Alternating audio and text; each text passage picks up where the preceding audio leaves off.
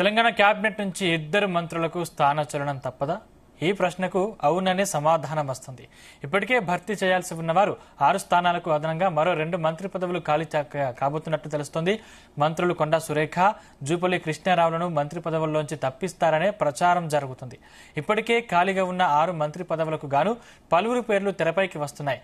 కోమటిరెడ్డి రాజగోపాల్ రెడ్డి, సుదర్శన్ రెడ్డి, ప్రేమ్ సాగర్ రావు, విజయశాంతి, వాకాటి శ్రీహరి, గడ్డం వివేక్ మంత్రి పదవుల రేసులో ముందున్నట్లు ప్రచారం జరుగుతుంది. అయితే మంత్రులు కొండా సురేఖ, జూపల్లిని తప్పించడం ద్వారా ఖాళీ అయ్యే మరో 2 మంత్రి పదవులను ఇప్పట్లో భర్తీ చేసే అవకాశాలు లేవంటున్నారు.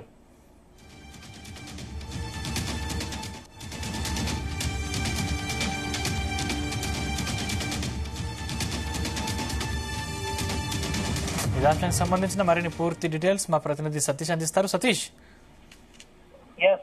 సందీప్, సీఎం రేవంత్ రెడ్డితో పాటు డిప్యూటీ సీఎం మల్లు బట్టి విక్రమార్క, టీపీసీసీ చీఫ్ మహేష్ కుమార్ గౌడ్ ఢిల్లీలో ఉన్నారు. కొద్దిసేపటి క్రితమే ఏఐసీసీ ప్రధాన కార్యదర్శి కేసీ వేణుగోపాల్ తో మీట్ అయ్యారు. అయితే ఈసారి మాత్రం మంత్రివర్గ విస్తరణ దాదాపు ఖరారయ్యే అవకాశాలు అయితే కనిపిస్తుంది. ఇప్పటికే ప్రధానంగా దాదాపు మంత్రివర్గంలో మరి సీఎం రేవంత్ రెడ్డితో పాటు 11 మంది మంత్రులుగా ప్రమాణ స్వీకారం చేశారు. మరో 6గురికి అయితే చోటుని మరి 6గురిని భర్తీ చేస్తారా, లేకపోతే ఇప్పుడు 4గురిని భర్తీ చేసి మరో 2కి అవకాశం కల్పిస్తారని కూడా ఒకవైపు చర్చ జరుగుతుంటే, మరోవైపు మాత్రం ఇటు కాంగ్రెస్ లో మొత్తం కొంతవరకు షాక్ గురవుతుందనే విషయం తెలుస్తా ఉంది. ఎందుకంటే కొంతసేపటి క్రితమే ఇటు కాంగ్రెస్ లో సస్పెండ్ అయినటువంటి ఎమ్మెల్సీ తీర్మానం వలన కొంతసేపటి క్రితమే చెక్ చేశారు.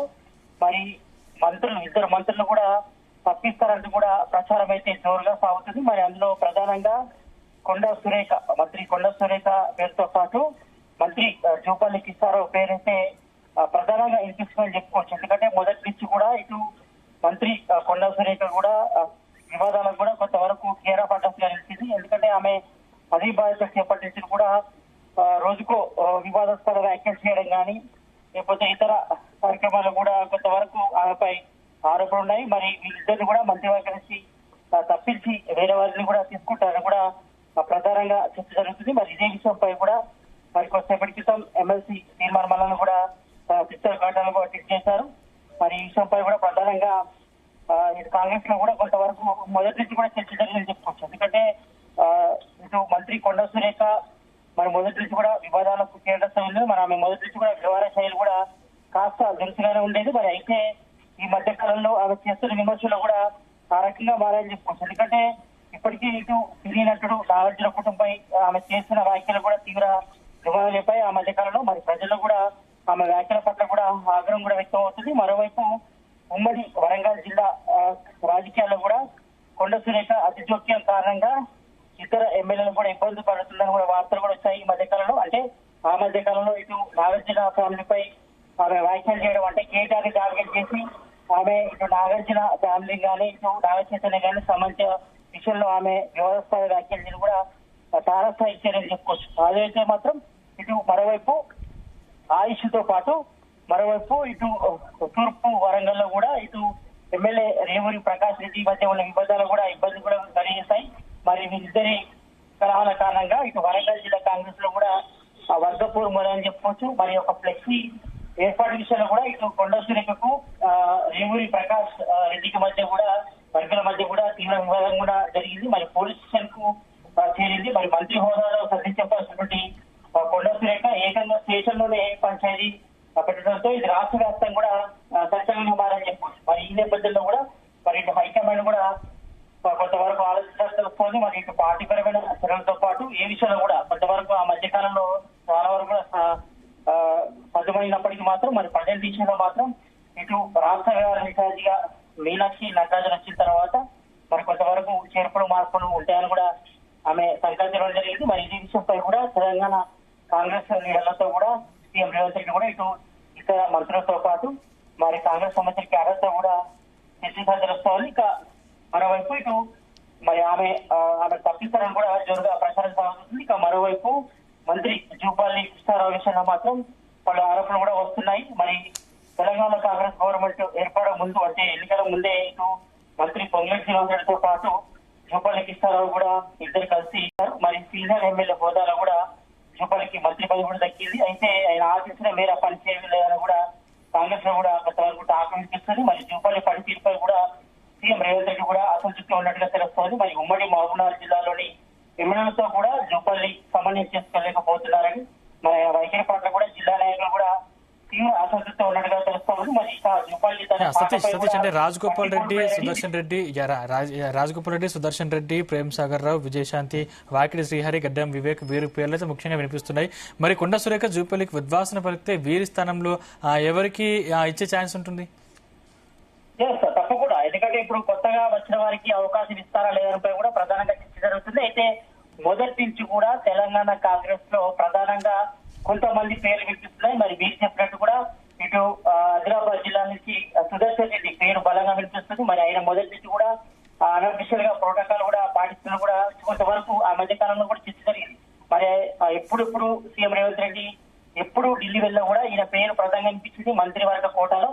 మరి ఆయనకు కూడా దాదాపు ఇస్తారని కూడా చర్చ కొనసాగుతుంది. ఇంకా మరోవైపు ఇటు మంచిర్యాల జిల్లా ఎమ్మెల్యే ఉన్నటువంటి ప్రేమ్ సాగర్ రావు పేరు కూడా బలంగా వినిపిస్తుంది. మరి ఆయన కూడా దాదాపు ఇస్తారని చూడాలి. మరోవైపు ఇటు చెల్లూరు ఎమ్మెల్యే వివేక్ వెంకటస్వామి పేరు కూడా ప్రధానంగా వినిపిస్తుంది. ఎందుకంటే ఇప్పటికే ఆయన అన్న వినోద్ కూడా ఎమ్మెల్యేగా ఉన్నారు, ఆయన కొడుకు పెద్దపల్లి ఎంపీగా ఉన్నారు. కాబట్టి మరి ఈ నేపథ్యంలో మరి వారికి మన మంత్రివర్గంలో చోటు ఉంటుందా లేదా అన్నపై కూడా ఇంకా ప్రధానంగా అయితే చర్చ కొనసాగుతుందని చెప్పుకోవచ్చు. ఇక మరోవైపు వీరితో పాటు ఇటు ఎమ్మెల్యే కోట ఎమ్మెల్సీగా ఎన్నికైనటువంటి విజయశాంతి పేరైతే బలంగా వినిపిస్తుంది. ఎందుకంటే ఆమె ఏఐసిసి నేతల సపోర్ట్ ఉంది. మరి మొన్న కూడా ఎమ్మెల్యే కోట ఎమ్మెల్సీగా కూడా అన్యాయంగా ఆమె పేరు తెర మీదకి వచ్చింది. ఆమె ఇప్పుడు ఎమ్మెల్యే కోట ఎమ్మెల్సీగా ఉన్నారు కాబట్టి మరి ఆమెను కూడా మంత్రివర్గంలోకి తీసుకుంటారు. మరి బీసీ కోటాలో బీసీ మంత్రిగా ఆమె ఉంటారని కూడా ప్రధానంగా చర్చ జరుగుతుంది. ఇక వీరితో పాటు మరి వాకడి సిఆర్ పేరు బలంగా వినిపిస్తుంది మక్తల్ ఎమ్మెల్యే. ఎందుకంటే మొదటి నుంచి కూడా సీఎం రేవంత్ రెడ్డి కూడా ఒక ప్రచార సమయంలో కూడా మరి వాకడి సిఆర్ పేరు ప్రధానంగా వినిపించింది కాబట్టి మరి ఆయన మంత్రివర్గంలో తీసుకున్నాను కూడా అప్పట్లో కూడా పెద్ద ఎత్తున కూడా చర్చ జరిగింది కాబట్టి మరి ఆయన కూడా దాదాపు ఇచ్చే అవకాశాలు కనిపిస్తాయి. ఇక మరోవైపు ఇటు కొమిటిరెడ్డి వెంకరెడ్డి బ్రదర్ ఉన్నటువంటి కొమిటిరెడ్డి రాజగోపాల్ రెడ్డి పేరైతే ప్రధానంగా వినిపిస్తుంది. మరి ఆయన కూడా గతంలో ఇటు ఏఐసిసి పెద్దలు కూడా కలిసి ఆయన కూడా రిక్వెస్ట్ చేస్తున్నారు. మరి ఆయన పేరు కూడా వినిపిస్తుంది. ఇక మరోవైపు ముస్లిం మైనారిటీ కోటాలో మాత్రం అమీర్ అలీ ఖాన్ పేరైతే ప్రధానంగా వినిపిస్తుంది. మరి ఆయన గవర్నర్ కోటాలో ఎమ్మెల్సీగా పదవి బాధ్యతలు కూడా తీసుకున్నారు కాబట్టి మరి ఆయన పేరు కూడా వినిపిస్తుంది. ఇక హైదరాబాద్ కోట విషయంలో మాత్రం ఇంకా చర్చ కొనసాగుతుంది. ఇక మరోవైపు ఇటు ఇబ్రహీంపట్నం ఎమ్మెల్యే మల్రెడ్డి రంగారెడ్డి పేరు కూడా వినిపిస్తుంది. మరి ఆయన కూడా ఇస్తారో లేదు చూడాలి, ఆయన కూడా ఆశిస్తున్నారు.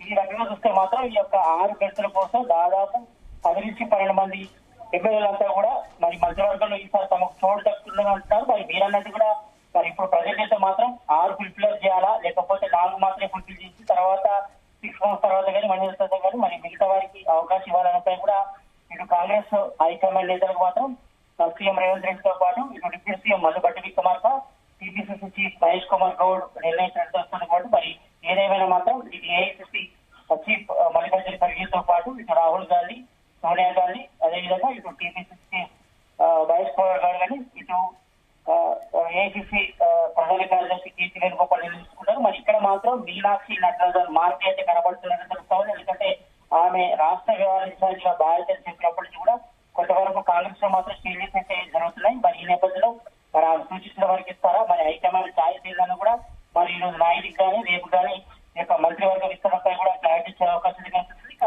మరోవైపు మీరు అన్నట్టుగా ఒకవేళ మంత్రివర్గం నుంచి కొండ సురేఖ అదేవిధంగా మంత్రి జూపల్లికి ఇస్తారావు ఇట్లా తప్పిస్తే మాత్రం వీళ్ళ ఖాళీలు మాత్రం అలాగే ఉంచి తర్వాత ఈ ప్లేస్ లో వేరే వాళ్ళకి కొత్తగా అవకాశం ఇచ్చే అవకాశం అయితే ప్రజెంట్ అయితే మాత్రం మరి మంత్రివర్గ విస్తరణ చేయాల్సిన పరిస్థితి ఏర్పడింది. ఎందుకంటే ఇప్పటికే తెలంగాణలో కాంగ్రెస్ గవర్నమెంట్ ఏర్పడిన తర్వాత దాదాపుగా 10 నెలలు వస్తుంది. మరి ఇప్పటి వరకు అయితే అన్ని శాఖలు అంటే కీలక శాఖలు ఇటు హోం శాఖ కానీ, క్రీడా శాఖ కానీ, విద్యాశాఖ కానీ, మున్సిపల్ అడ్మినిస్ట్రేషన్ కానీ ఇవన్నీ కీలక శాఖలను కూడా సీఎం రేవంత్ రెడ్డి వద్దనే ఉన్నాయి. మరి ఇప్పటి వరకు అయితే సీఎం రేవంత్ రెడ్డితో పాటు 11 మంది మంత్రులుగా ప్రమాణ స్వీకారం చేశారు. మరికొన్ని కీలక శాఖలను కూడా సీఎం రేవంత్ రెడ్డి వద్దనే ఉండడంతో కొంతవరకు ఇటు శాఖల సమన్వయం లోపించింది, కొంతవరకు అభివృద్ధి కూడా జరగలేదనే టాక్ కూడా వినిపిస్తుంది. కాబట్టి మరి ఈ నేపథ్యంలో తప్పకుండా ఈసారి మంత్రివర్గ విస్తరణ కంపల్సరీ చేయాల్సిన పరిస్థితి ఏర్పడింది. మరి ఇందులో ఎవరెవరికి ఇస్తారో చూడాలి. మరి ప్రజెంట్ మనం తెలుసుకున్నట్టుగా వీళ్ళ పేర్లు ప్రధానంగా వినిపిస్తుంది. అదేవిధంగా ఇటు మంత్రి కొండ సురేఖ,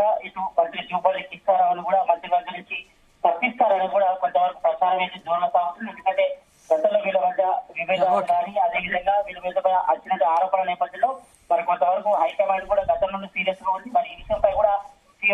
సీఎం రేవంత్ రెడ్డితో కూడా చర్చించిన తర్వాత మరి పార్టీ పరమైన కీలక నేతలతో చర్చించిన తర్వాత ఒకవేళ వీళ్ళిద్దరిని పక్కన పెడితే మాత్రం మరి పార్టీలో ఏమైనా అలజడి వస్తుందా, తెలంగాణ కాంగ్రెస్ చేంజెస్ వస్తాయా, లేకపోతే పార్టీ పరంగా ఇబ్బంది కలుగుతుందనపై కూడా ఇప్పటికే సీఎం రేవంత్ రెడ్డి కూడా కొంతవరకు సర్వే కూడా చేసినట్టు తెలుస్తుంది. కాబట్టి మరి హైకమాండ్ కూడా వీళ్ళిద్దరిని పక్కన పెట్టి యోచనలు కూడా ఉండడం తెలుస్తుంది. మరి ఏదేమైనా కూడా ఈ రోజు కానీ రేపు కానీ 1-2 రోజుల్లో మాత్రం మరి వీళ్ళ మంత్రివర్గంలో వీళ్ళకు కంటిన్యూ అవుతారా లేకపోతే తప్పిస్తారా అనేపై కూడా 1 రోజుల్లో చర్చ అయితే కొనసాగుతుంది. మరి ఈ రోజు నైట్కి కానీ రేపు కానీ ఈ యొక్క మంత్రివర్గ విస్తరణకు సంబంధించి కూడా మరి కొత్త వారి పేర్లు అయితే తెరమీదకి వచ్చాయి. కాబట్టి మరి మొత్తానికి అయితే 6 మంత్రి పదవుల కోసం కూడా దాదాపు 10 నుంచి 12 మంది కూడా పోటీ పడుతున్నారు. కాబట్టి మరి ఇందులో ఎవరి పేర్లు ఉంటాయో కూడా ఆసక్తి నెలకొంది. గాంధీ భవన్ వర్గాల్లో కూడా ప్రధానంగా చర్చ జరుగుతుంది. ఎందుకంటే మొదటి నుంచి కూడా కాంగ్రెస్ కీలకంగా పనిచేసిన వారు కానీ తర్వాత ఇటు జిల్లాలకు సంబంధించిన ఉమ్మడి జిల్లాలకు సంబంధించిన ఈ ప్రయారిటీ ప్రకారం కానీ మరి ఇస్తారా లేకపోతే సామాజిక సమీకరణలో భాగంగా